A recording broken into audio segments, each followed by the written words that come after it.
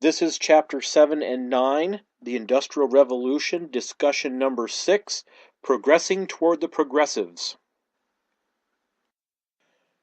During the Industrial Revolution, we also have some political movements to consider. These movements were primarily driven by women, as they were making their voices heard of what they thought would improve the world that they lived in. One of the first ones was the temperance movement.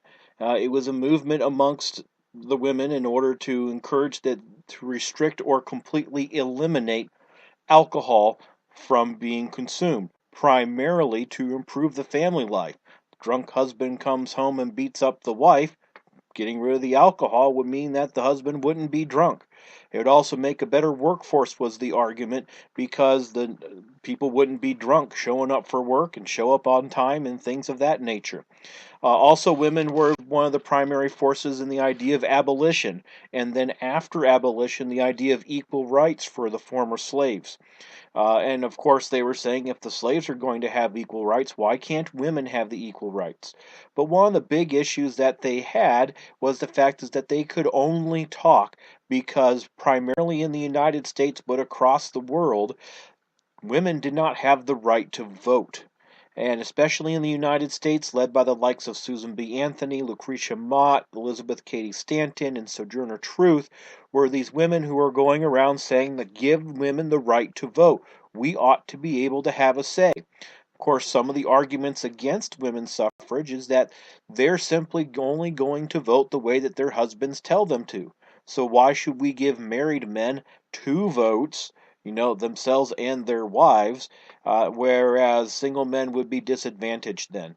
Of course, a lot of them thought that women didn't understand the complexities of the political world, that they would be swoon over good-looking guys and wouldn't make responsible decisions, and all sorts of things of excuses of why they would not give women the right to vote.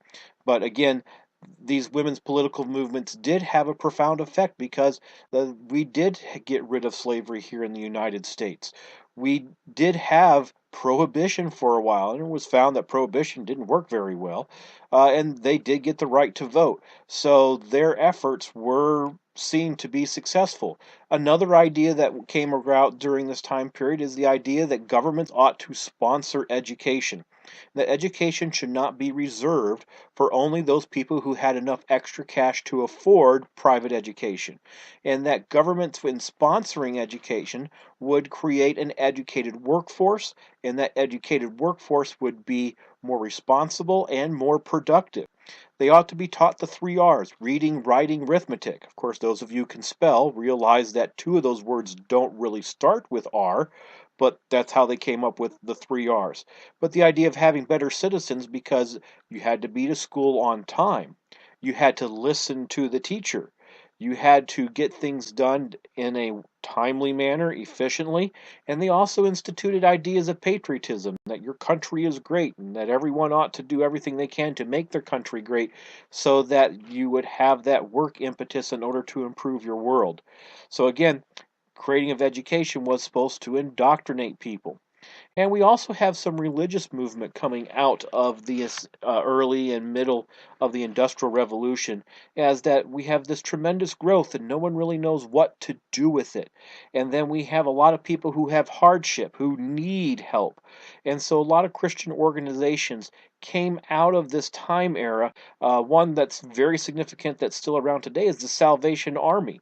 Was an effort by Christians in order to show Christ's love and provision and using the wealth that was being created to help those that were less fortunate.